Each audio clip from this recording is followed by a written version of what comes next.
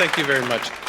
A couple of years ago, I was upstairs in the library going through copies of old letters, trying to find out a little bit more about this often forgotten figure, trying to understand what motivated him, trying to understand, in some cases, the old German script. It's 2005, the Center for Jewish History in New York, and Daniel Charles is giving a speech about a man he's dedicated years of his life to researching. The first question is, why would it be worth getting acquainted, spending time with a man who lived so long ago and so far away?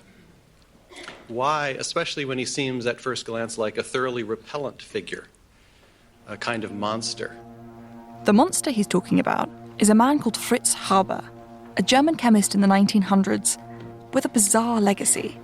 So he was born in 1868 in a city that is now in Poland, the city that was then called Breslau in Prussia, at the dawn, on the eve of German unification, at the dawn of the Second German Empire. He was a talkative young man. He was an ambitious young man. Talkative and ambitious, traits that served Fritz well. It seemed he had a real capacity for single-mindedness and grew up to become an incredibly focused and successful chemist. And then the First World War broke out.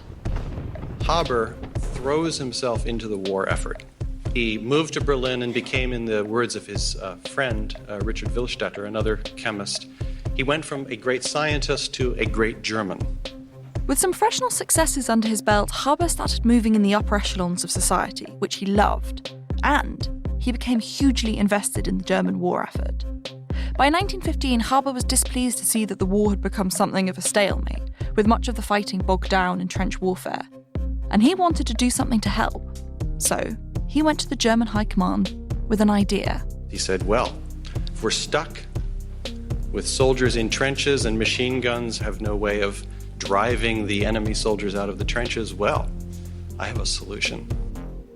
And he proposed chlorine. Harber was a chemist, so his solution was chemical. Chlorine irritates the lining of the lungs so much that if you breathe it in, you start producing phlegm and can't stop. In fact, you produce so much phlegm that your lungs fill up with it and you can't breathe. You drown in your own mucus. The German generals weren't convinced at first. It didn't seem a very honourable form of combat. But Fritz persisted, and eventually they said he could have a trial run as long as he organised it himself. So, cut to spring of 1915. And there he was, on the front line in Ypres, Belgium, with a team of scientists and troops setting out gas valves behind him. It was a cold morning, and Fritz, a bald, dome-headed man, was wearing his distinctive small round glasses and a big fur coat. He gestured, and the valves on almost 6,000 tanks of chlorine gas were opened. The gas moved at around 1 metre per second, a huge 15-foot ghostly green wall scouring the land, leaving deadened grass in its wake. It hit the trenches of the enemy and was immediately effective. A new weapon was born. The face of modern warfare changed forever, and thousands upon thousands of men ended up dying horribly in the mud. This was a huge breakthrough for Harber and his first contribution to the German military. His second contribution happened posthumously. And there is this macabre footnote to the whole story. Of course, despite the effectiveness of chlorine gas, Germany lost the war, which devastated Harber. And once the Nazis started to gain power, he was forced to flee his beloved country. Remember, Daniel Charles, the man who's dedicated his life to researching Fritz Harber, was giving his speech at the Center of Jewish History in New York. Harber was Jewish. During World War I, as part of his work with poison gas, he also became interested in the uses of poison gas as insecticide for insect control. There was a whole unit of his institute that got involved with insect eradication in various military facilities and granaries and factories and so forth. And they came up with a formulation toward the end of the war that they called Zyklon. Zyklon. It was deadly. It was also odourless, so they added a warning smell to make it safer to use when applying it as a pesticide. They called it Zyklon A. But the Nazis, who took over Harber's lab, decided to remove the warning smell. And they called that Zyklon B, which might sound familiar. It was the gas they used to murder millions of people during the Holocaust. including several members of Harber's own family. I think it's fair to say that Harber, this intelligent and ambitious man, had a catastrophically terrible impact on the world. But what makes him so fascinating is that this isn't the whole story. Sure, he developed a weapon so inhumane that in 1918 he was tried for war crimes, but he also, that very same year, was nominated for a Nobel Peace Prize for his contributions to society. This is because, before the war had occupied his formidable focus, Harber had been set on solving a different problem. Germany was running out of food. If it's hard to comprehend that a country could just run out of food, that's because the world produces so much these days. But that was exactly the problem faced by Germany at the turn of the 20th century. Their population was approaching 60 million people, and they calculated that they would only be able to grow enough food for around 30 million. That's a lot of empty plates. Harber wanted to help. And as with the war, his contribution was chemical. He was a scientist, so he broke the problem down and studied the building blocks of nature. Plants need nitrogen to grow, but their supply is limited to what's in the soil, and that takes time to replenish. Annoyingly, there is nitrogen all around in the air, but plants can't breathe it in, so they can't use it. Until Harber had a breakthrough. He found a way to combine nitrogen with hydrogen and turn it into a liquid. And what can you do with a liquid? You can pour it all over the soil. It's called ammonia, and it works as artificial fertiliser, which is one of the single most transformative inventions ever. It meant that the amount of food farmers could grow increased exponentially, and growing populations could be fed not only in Germany, but all over the world. It's thought that as many as 2 out of every 5 humans alive today owe their existence to Fritz Harber. There was a student of his, a protege, who in the 50s decided to take on the job of writing Fritz Haber's biography, a German man named Johannes Jennecke. And for decades, he labored on this task. He worked and collected and never produced a thing. He just could not write. Or perhaps he couldn't come to terms with sort of the ambiguity of his mentor's legacy, the darkness and the light. This is the reason why it's worth knowing about a man who, as Daniel Charles said, is otherwise repellent, almost a monster. This ambiguous legacy, the darkness and the light, the Nobel Peace Prize and the War Crimes Tribunal, cultivation and destruction, war and food.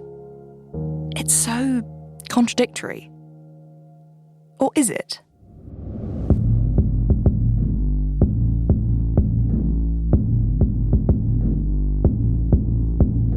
My name is Tilly Robinson, and you're listening to The Water We Swim In, a 7-part miniseries that explores what system change really means. Each episode investigates a story that helps us understand the way our society has been designed, so we can see the invisible forces leading us towards the climate crisis. Because in order to know where you're going, you first need to know where you stand and how you got there. Last week, we looked at our propensity to focus on the effects rather than the causes, and why this approach leaves us feeling disempowered, even bored. In this episode, we're going to find out why we struggle to see the bigger picture, and exactly how much bigger that picture is. To do that, we're going further back in history than any other episode, down to the roots of our relationship with nature, and finding out what believing in a soul has to do with our agricultural model. Part 1. The meeting place of life. Fritz Harber's life and legacy may sound contradictory and strange when it's considered in isolation. But if you take a broader look at the industries he contributed to, agriculture and war, you actually start to see that they're not so different. Harber's invention, ammonia, turned out to have a double use. It also made a pretty mean explosive. In fact, when the First World War broke out, newly built agricultural factories stopped making fertiliser and just started making bombs instead. I mean, they already had the ingredients. And the same gas that was used on soldiers was then used as a pesticide, which were used everywhere. And the pesticides were even sprayed over the fields using the same fighter planes from war. It wasn't just the technology that was shared, the mindset sort of carried over too. A warfare that will know no armistice, Man's civilization, his future, his very life are at stake. That's a line from a farmer's manual, talking about eradicating pests from crops. In some publications, insects were referred to as 50 billion German allies. The war against the Germans had been won, and much of that intense wartime productivity was redirected towards a new goal: food production. And it just so turned out that the technology and the infrastructure were two sides of the same coin. Environmental historian Edmund Russell is one of the few people to have researched this link. He writes, "War and nature co-evolved at this time. The control of nature expanded the scale of war, and war expanded the scale on which people controlled nature. We created an infrastructure around a single type of industry and split them." Armed with the advances of modern technology and a wartime mindset, the modern agricultural system that was built is nothing short of astounding. And it's given us unimaginable plenty. Avocado has become one of the world's trendiest foods. Traditionally cured Scottish gravel-like salmon. Dude, that's pretty spicy. And the saltiness of the cheese against the sweetness of the tomatoes is wonderful. Raven apple and sage stuffing, wrapped in maple cured bacon. Pretty much half a cow there. Lobster from the South China Sea. Perfect with beer. And for a long time, it worked really, really well. Breathe in, stretch out as we meet the world's most famous yoga guru. His spiritualist techniques have gained him a following of millions across the world. We welcome Sadhguru. Welcome. Thank you very much. Good morning to you. An episode of This Morning from last year. The hosts are talking to Sadhguru, who has a yoga and spirituality foundation as well as a popular YouTube channel. Sadhguru is sitting on the This Morning sofa looking resplendent, with a white turban, a long white beard, and this huge scarf spread out over his legs that makes him look like he's wearing giant pantaloons. Philip Schofield tries his usual interview style, but I think it's fair to say he finds it quite hard. Sadhguru doesn't do chit-chat answers. Most watch yogi on YouTube, 2.5 billion views in the last year alone. Is this, do you think, because we are all now looking for some kind of inner peace? Peace can only be inner, or all human experience can only be inner. Whether pain or pleasure, joy or misery, agony or ecstasy only happen within you. Yeah, his answers are deep, as you'd expect from a guru. And it's not long before he starts steering the conversation in the direction of what he's really there to talk about. Soil. One massive problem which everybody is avoiding talking about for whatever their own reasons, I don't want to get into the politics of it, but 71% of the world's land is under farming, all right? And that is in a super bad condition right now, to a point where UN agencies are pointing out you just have 60 to 80 harvests left, which is 45 to 55 or 60 years' time. By 2040, very clearly every responsible scientist is saying we will be producing 40% less food than what we are producing right now, and our populations will be well over 9 billion. That's not a world you want to live in. So what's the answer? That's not a world you want to leave your children in? No. Because you're asking for the answer because you got the point, but most people are not getting it. That's why I'm talking about their children. Yeah. At least there you must get it. Why I'm doing this is because people are not understanding the urgency of what it is. People are thinking, any number of issues are there. All UN agencies, World Food Programme clearly predicts by the time it is 2035, there'll be dozens of civil wars across the world because of food shortages. Yeah. And where are we off London to City next? right now, thousands of years of civilization, all right? 3 days, if there is no food for 50% of the people, your civilization will evaporate in 3 days' time. Your humanity will evaporate in 3 days' time. You have no, unfortunately, because I think you've got to get off to the Indian High Commission. This 100-day motorcycle journey, inspiring the world, hopefully. It's quite an awkward interview.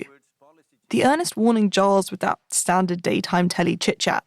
I mean, what do you say when someone is telling you that soon you'll run out of food, and when that happens, your civilized society will crumble into violence? Now on to Gino teaching us how to make a quick pasta allo forno?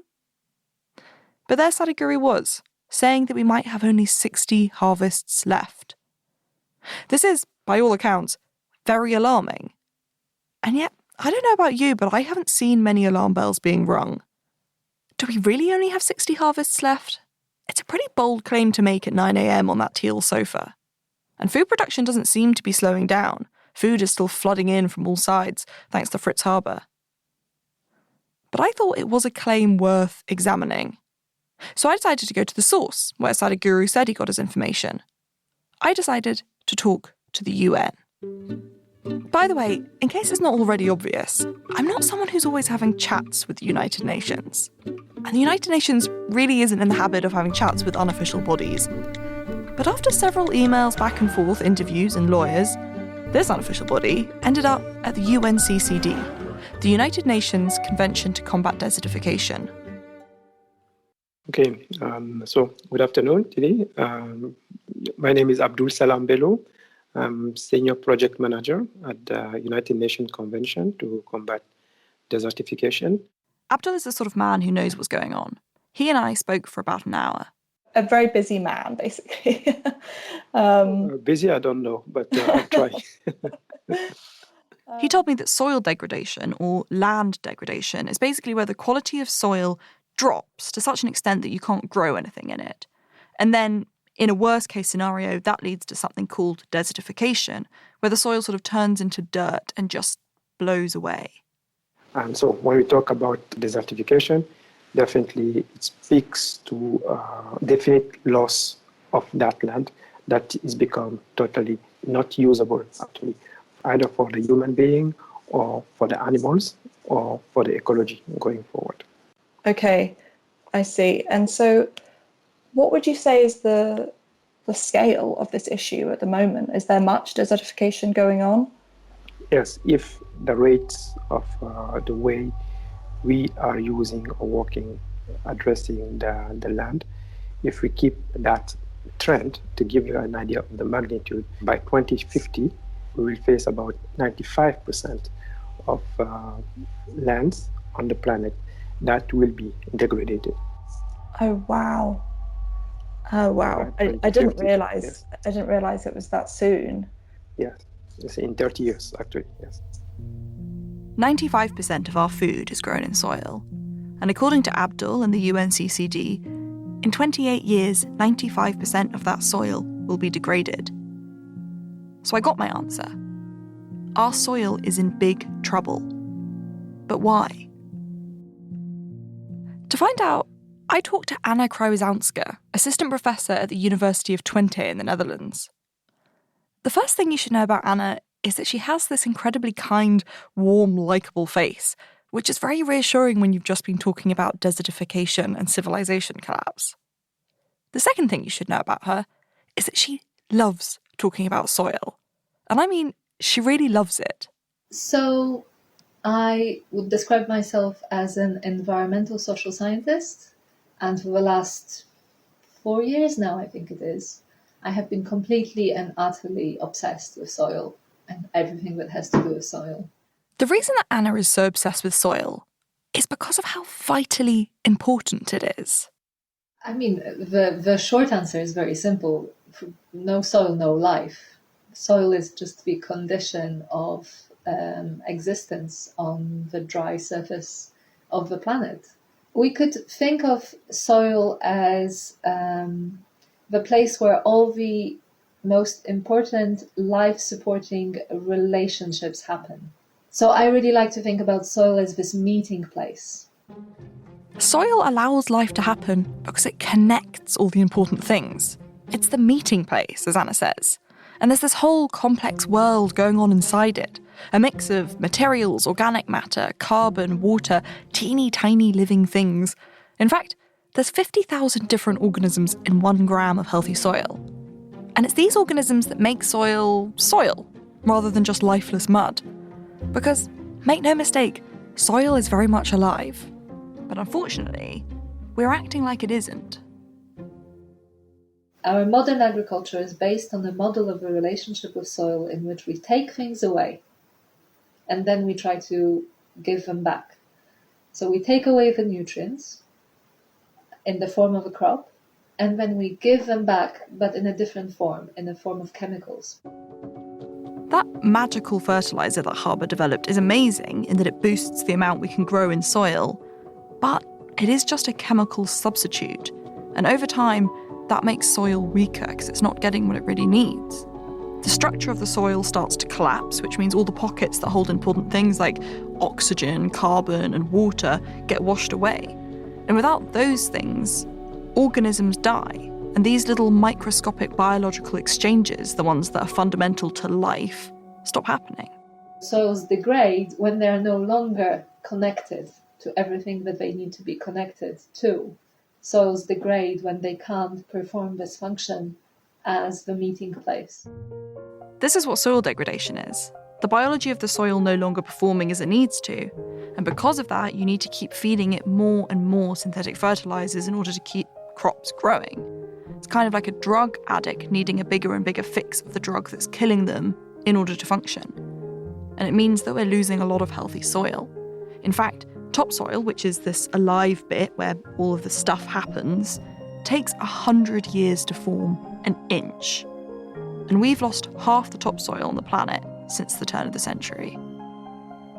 So Sadhguru was right, we are in trouble, and it's because our agricultural model, with all of its scientific advancement, its technology, its power, seems to fundamentally misunderstand the soil it farms. And if we keep going as we are, we could be faced with that almost inconceivable notion of running out of food. Why are we here? Why are we in this position? What if I told you that the answer goes back further than Fritz Harber? Further than our military and agricultural industries becoming intertwined?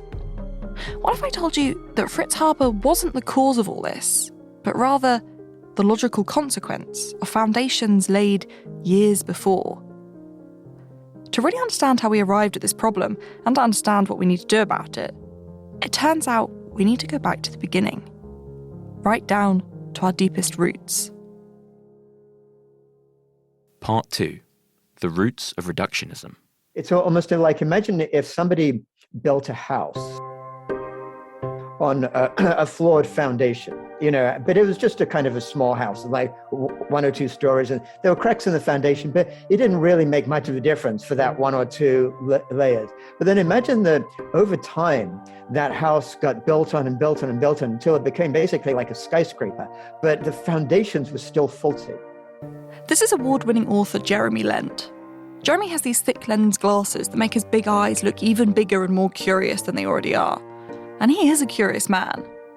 A lot of us want our life's work to have meaning, but Jeremy wanted meaning so much that he ended up researching for about 15 years how humans go about creating it. And all that work went into his 2 incredible books about the cognitive patterns that have shaped society since we were hunter-gatherers. So if there's a reason we're struggling to understand something as a society, then I reckon Jeremy's your best bet to pinpoint why that is. And that is really what I see as where we're at right now. When there was flawed ideas, basically, about the universe that led us onto a path these last basically 500 years or so, which at first, actually, even though they might have been flawed, they were so effective at different things that it led to a lot of success. But now we're living in a place where those initial relatively small problems with the foundation have become massive gaping fissures in our civilizational trajectory. And that's why we need to understand them so well. Jeremy thinks we've been on a wonky path for a while now. So let's go back to the beginning. First, though, I just want to try a little experiment. I'm just going to tell you a simple story and then follow it up with a question. It's the same scenario and question that a psychologist posed to the participants of a study. And the answer might give us some insight into that foundational way of thinking that Jeremy was talking about. Okay, so the story starts with a man called Richard. Richard is a 37-year-old history teacher, and one morning he's driving to school, tired and stressed because the night before he'd had a huge fight with his wife about her suspected affair, and he skipped breakfast that morning to try and do some last-minute prepping for his students. At a busy junction, he leans over to close the passenger window and his foot slips on the accelerator. The car shoots forward into a telephone pole and he's thrown through the windshield and hits the pavement, dying pretty much immediately. Now, here is your question. Do you think Richard wishes that he'd kissed his wife goodbye before he left for work that morning? The interesting thing about this question is what your answer depends upon. Was your knee-jerk reaction, yes, of course, because he loves her, or no, he doesn't because he no longer exists? It sort of comes down to whether or not you believe in consciousness after death, right? I mean, this is what the study was about, understanding our beliefs. The study posed a longer version of the story and then a whole series of questions, and the answers generally followed along the pattern you'd expect. Religious or spiritual participants answered in favour of continued consciousness, and atheists answered no. But here's the thing, not always. Some participants who stated an explicit belief that death is final struggled to reflect that in their answers and said things like, yeah, of course he wishes he kissed his wife this morning. One participant, when asked whether Richard knew he was dead, answered, yeah, he'd know. I mean, I don't believe in an afterlife, it's non-existent, but he would see that now. And it is weirdly easy to get muddled. When you were answering the question, even if you reasoned no, did a small part of you feel conflicted about it? Like, for some reason, it's really hard for us to believe in our gut that who we are, our essence, is just cells and tissues and neurological signals that can be cut off in a moment. And that is perhaps because the concept of a soul or of a consciousness that exists separately to the body is deeply rooted within our society. And according to Jeremy, this stems all the way back to 400 BC. Athens, to be exact. Picture a lot of Greek men in robes trying very hard to figure out life. What's its purpose? What are the rules that govern it? Are there universal truths? And one of these men you've probably heard of, a guy with a big white beard called Plato. It's hard to overstate Plato's influence on society. His philosophy would essentially become the foundation for European thought over the next 2 millennia. And his main thing was that he believed that the soul and the body were two separate entities. This is called dualism, and despite its familiarity now, it was a very new idea to most people at the time. Plato posited that there were two realms, the eternal ideal dimension, which only the soul could inhabit, and then the changeable material dimension, where our bodies existed. And according to Plato, we were trapped in this material dimension until we discovered the truth, the sort of capital T truth, whereupon we would be rewarded with eternal life in the ideal dimension. And understanding the truth was achievable through our capacity for abstract reasoning, so it was this that gave us a soul. Our bodies were just cumbersome things to be shed, tomb-like, he put it. So, the soul and the body are separate, and one holds more value than the other, and this is where the idea first took hold. Its reach really permeated Western culture, though, when it became an integral part of the most practiced religion in the world. About 400 years after Plato, a man known as Jesus Christ was born, lived a pretty eventful life, and died, and then, depending on your version of events, came back. And over the next few hundred years, a new grassroots religion was formed around his teachings: Christianity. And many of the church elders who were involved in this formation had previously belonged to some extremely dualistic religious sects. In fact, these sects were so committed to dualism, to the division between spiritual and material, that they loathed the human body. Monks wouldn't watch each other eat, not wanting to witness such base bodily needs, and the women weren't allowed to bathe in case they accidentally saw their own body. The body was, and I quote, a filthy bag of excrement and urine. And the material world in general was considered an uncompromising evil that actively obscured God's love. It's hardly a surprise, then, that Christianity went on to teach us a distaste for our physical bodies and a desire to escape the physical world, which holds no inherent value.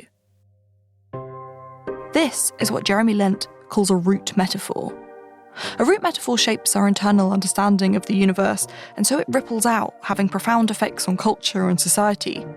It's the foundation to the skyscraper that he mentioned earlier. So it's a foundational belief, but why is it important? How has this belief affected our agricultural approach? Well, if we saw the physical as having no inherent value, including our own bodies, how do you think the natural world was seen? In the name of the Father, the Son, and the Holy Spirit. Amen. The reading that we have not read yet, or a lot of people haven't read yet, for Vespers tonight is containing the most important scripture in all of Scripture, the most important verse.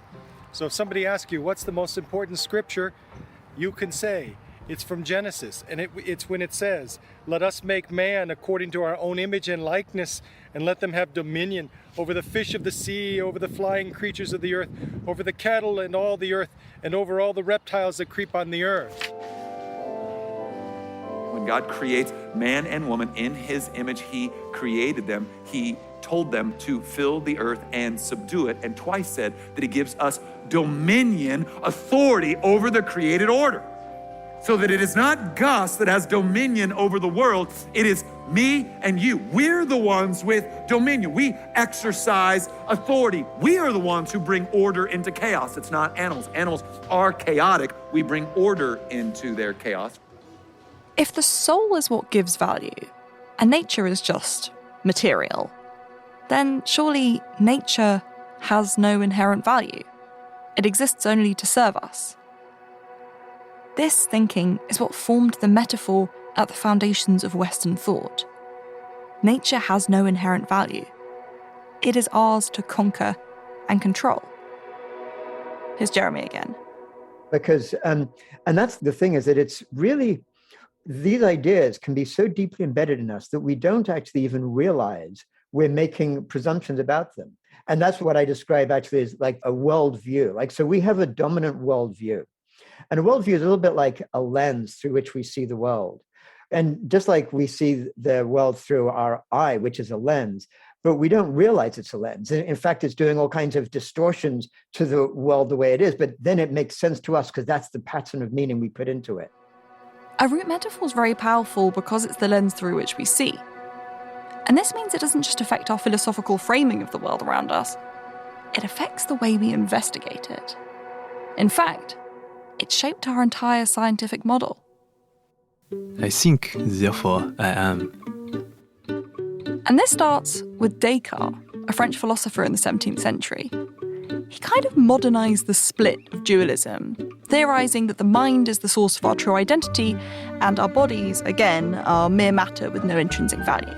Sounds familiar? The difference was that by the 1600s, people were making complicated machinery, like clockwork, so Descartes could update the metaphor. Our bodies weren't just material, they were machines.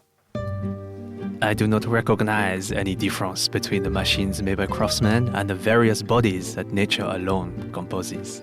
Descartes hypothesized that if God was our architect, then our bodies, and the natural world, must operate according to a rational set of laws that he designed, like a machine.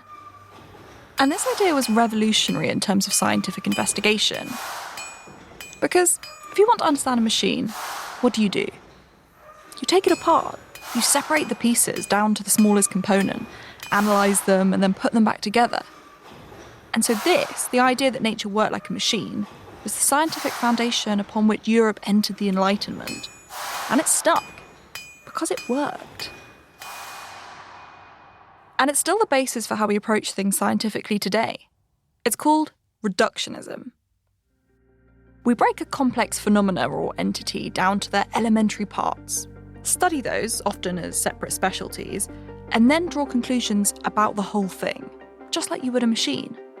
Reductionism operates on the assumption that, like a machine, a whole is the sum of its parts.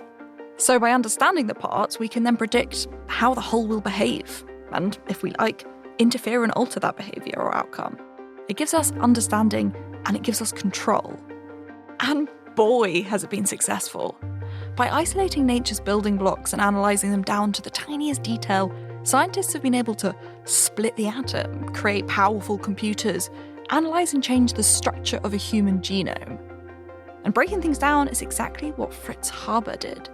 He analysed the chemical processes involved in fertilisation and mimicked that life-giving capacity by extracting nitrogen from the air, changing the way we grow food forever.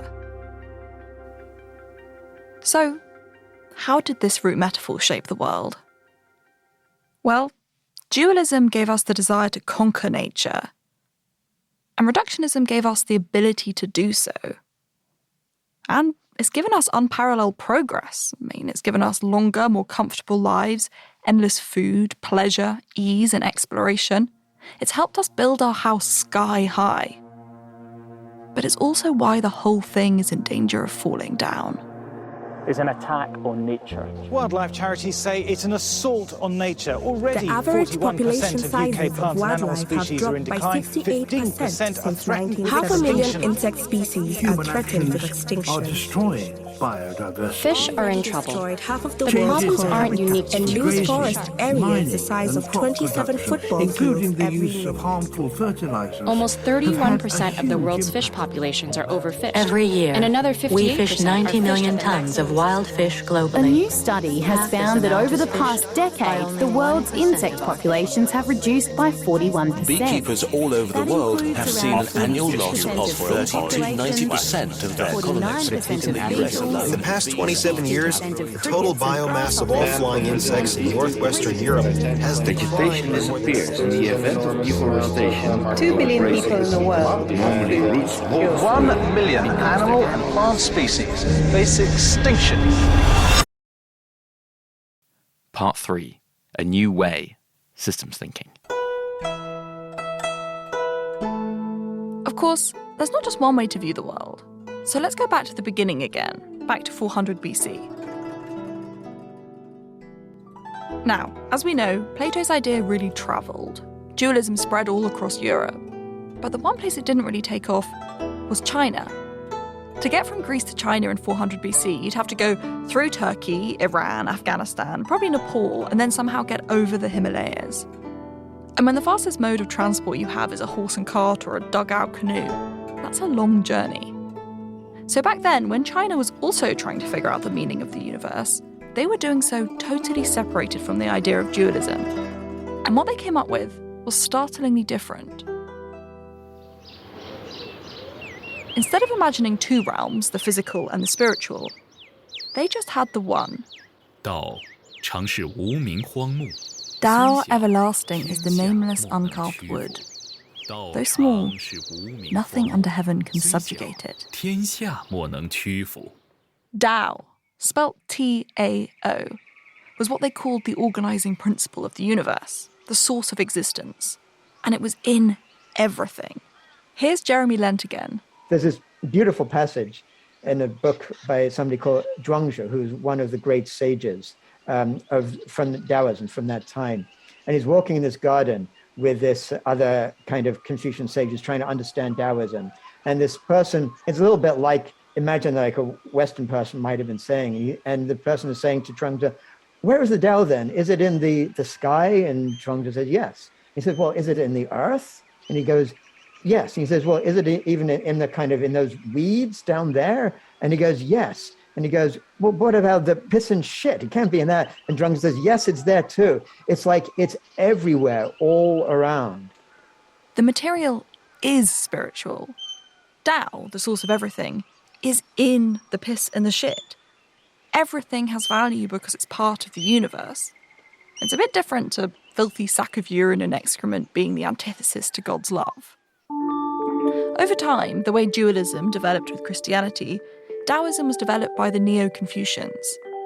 And they believed that Tao was made up of two things, qi and li. Qi is life's energy. It's what animates the entire world. It's both material and spiritual, and it's in everything. And it's always shifting, always in flux, like the world is. And li is the sort of organising principle. It's the rules that allow things to work together cohesively, even whilst those things are always changing. Like your cells renewing constantly, but you remaining the same person. Qi meant that everything had value, and li meant that everything was connected. So the sages saw nature not as a machine, but as a living organism. And they saw the universe as a web of life on which humans were dependent. They saw humans not as separate from it, but as embedded in this web, essentially as kind of connecting heaven and earth as part of this kind of cosmic flow of connectivity. So they saw the true sort of meaning of life was to learn how to harmonize with the rest of life rather than to control it. The idea to them of dominating nature or humans being fundamentally separate from nature was kind of unthinkable. Tao everlasting is the nameless uncarved wood. Though small, nothing under heaven can subjugate it. Instead of conquering nature, Their root metaphor was to live in harmony with it. Now, this root metaphor didn't expand across the world in the same way as dualism, but if it had, perhaps it would have laid the foundation for a more sustainable society, a desire to live in harmony with nature instead of a desire to exploit it. But in this alternate reality, we then wouldn't have had the building blocks for scientific advancement in the same way, because whilst it's a nice philosophy, it's not the basis for a scientific model, right? In the 1960s, there was this mathematician called Edward Norton Lorenz, and he was trying to predict the weather. This is Matthew, another writer on the podcast. He did some research into an important moment. The moment where it became apparent, at least to one man, that modern science had been overlooking something. Okay, so Lorenz was trying to make his own model of the weather on a state-of-the-art computer, something that hadn't been done before. And one day, in a rush to go and get a cup of tea, he rounded off one of his numerical inputs. He punched in 0.506 instead of 0.506127 or something. An infinitesimally small change. Then he went off, he made his cup of tea, and when he came back, he couldn't believe what he saw. The entire weather prediction had changed. Think sunny sky to raging storm. Which didn't make sense. If nature is the sum of its parts and works like a machine, small change should equal small difference. Obviously, Lorenz, being a scientist, became obsessed with this. He spent the next decade researching the implications. And about 10 years later, he came up with a theory that shook the scientific community. He was obsessed with understanding this mistake because if reductionism is based on the premise that the whole is the sum of its parts, then a tiny little change shouldn't have altered the entire system. It just didn't make any sense. But after the efforts of many scientists, Lorenz included, we now have a better understanding of why this happened, and a whole new school of scientific thought to help explain it. Systems thinking. Systems thinking, if you haven't already guessed from the name, established the astounding truth that the basis of all living things, all nature, is systems. You know, systems, networks, connections. And that's very different to reductionism, which breaks things down and looks at the parts separately. Systems thinking makes us focus instead on the relationship between things, because it views these interconnected systems as a whole. Okay, so this is all pretty confusing science, but bear with me because later on we'll go and look at a real example of this. And also, when you get it, you'll understand how nature works in a way that, as a society, we currently fail to. Okay, so reductionism sees nature as a machine, right? Like, say, a jet engine.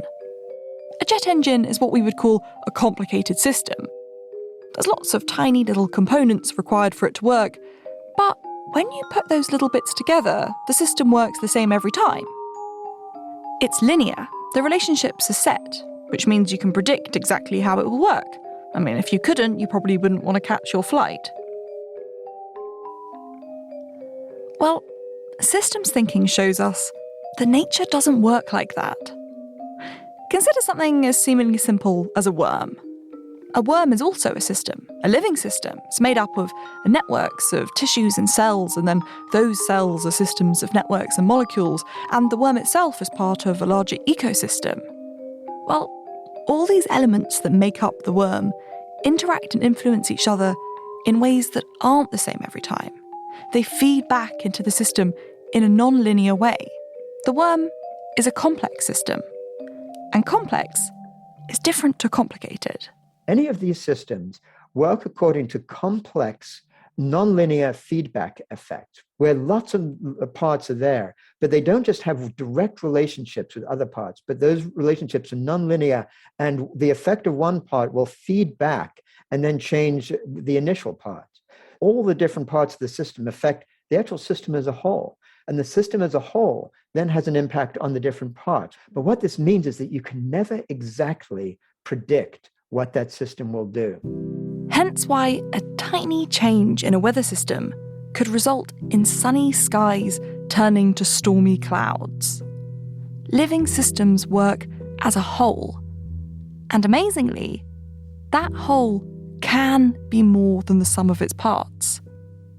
if the system, with all its feedback and all those interactions, reaches a certain level of complexity, it starts to self-organise. And new properties can emerge that weren't possible or evident when looking at the individual components. They're only possible when the system works together. And this is something called emergence. You can see this in all sorts of living systems: ant colonies, murmurations of starlings, even water formulation, or our behaviour, language, stock markets, even, they think, consciousness could be emergence. And, of course, soil. Those complex physical, chemical, and biological interactions between the plants, the animals, the climate dimensions, and everything else means that the system self-organises, and you get an emergent property: the ability for plants to grow. Because soil is a living system. And we know this. Like Anna said, it's the meeting place of life. It's all about relationships and connection. So no wonder our agricultural industry doesn't understand it. Our agricultural industry is built on reductionism, a scientific model that's all about analysing parts separately. And although this method led to Fritz's incredible invention of fertiliser, he was still only looking at one element in a complex system. And nobody thought about the rest of the system for years. We just pumped the soil full of fertiliser. And now we're degrading that soil, quickly destroying the prerequisite for life. Reductionism has given us incredible breakthroughs by helping us zone in on specific problems with specific solutions. But it's also led us to ignore the bigger picture, and not just with soil. When we overlook how interconnected everything is, we might overlook, for example, that healthy soil is one of the largest natural carbon sinks in the world. So restoring our soil means less carbon heating up our atmosphere. And forgetting how interconnected everything is also means we forget how dependent we are on our natural systems, and how complex and changeable and fragile the Earth's systems are, including its climate. If we assume that the climate system is the sum of its parts, then it's all too easy to assume that it's linear and that we have control over it. And then we're tempted to play it close to the line on targets that are life or death. It also means that when we've got to fix something complex like climate change, we don't know how to think in terms of systems, to look at it as an interconnected system, and to understand the problem in terms of root causes, rather than just trying to deal with these isolated effects. Because, as we know from episode 1, that doesn't work. But what happened is reductionists got so focused on the success of their kind of project that they began to think that everything in the universe can be explained by breaking it down into its parts, and there's no other way of even making sense of the universe. That's where they got their sort of blind spots. And what systems thinking does is it doesn't reject that reductionist way of making sense of the universe, but it says, in addition to that, the way in which things relate to each other actually leads to new principles like emergence, new levels of organization, which can only be understood by actually trying to understand those principles of organization through which all these things are connecting. Systems thinking is a new way of looking at the world that expands and deepens our understanding of it. Or could it not be so new? Amazingly, this cutting-edge science actually lines up with the philosophy of Taoism almost perfectly. To go into all the parallels would take up a whole episode, but remember the Li, the organising principle that allows things to work together cohesively? Well, that concept is almost identical to the idea of systems self-organising, central to systems thinking. So this ancient spiritual way of seeing the world actually got a lot of the scientific fundamentals right. Maybe its way of conceptualizing our relationship to nature as something interconnected, independent, and in need of harmony is a worldview that we could learn from. Lorentz won the Kyoto Prize 2 decades after his discovery, and was said to have brought about one of the most dramatic changes to mankind's view of nature since Isaac Newton.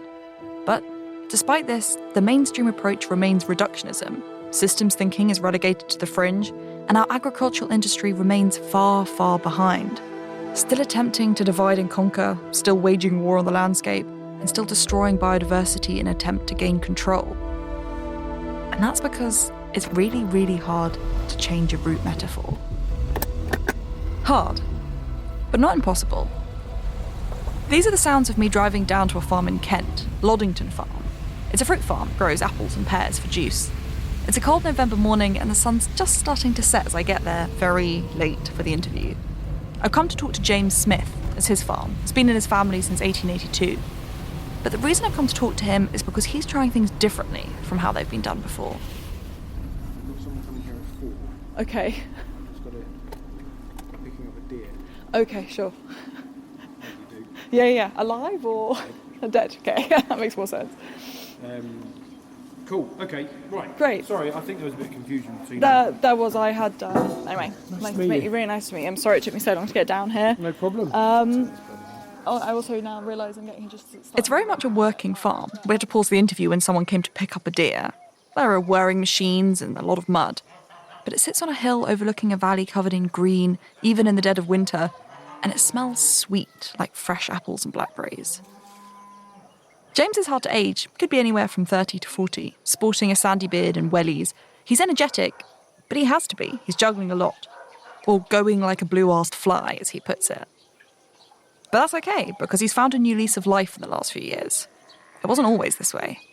Yeah, so at the time, we were probably 95% red apples to UK supermarkets. Okay, yeah. And I was struggling to make it work financially, and B, in more recent years, I suppose, have been challenging myself with this, what I call the human dissonance. So it's the gap between what I love and admire about nature and how I felt we had to farm in order to be commercial fruit growers. James was farming by numbers, traditional farming, applying fertiliser, pesticides, growing a few different strains of tree all in neatly numbered rows. But it wasn't working. He was intensifying his methods and getting less money each year, and doing the same thing over and over again and expecting a different outcome can make you feel like you're going mad. So about 6 years ago, he was ready to quit. But then he went to a meeting where someone was talking about farming in a different way. And James was curious. Let's go for a... Yeah, wonderful. Deer picked up. We started walking around the farm so he could show me how he's changed things. The model that James learned about is called regenerative farming. It sees all the elements of nature not as separate parts to be cultivated in isolation, but as a system, which requires a holistic approach. Sound familiar?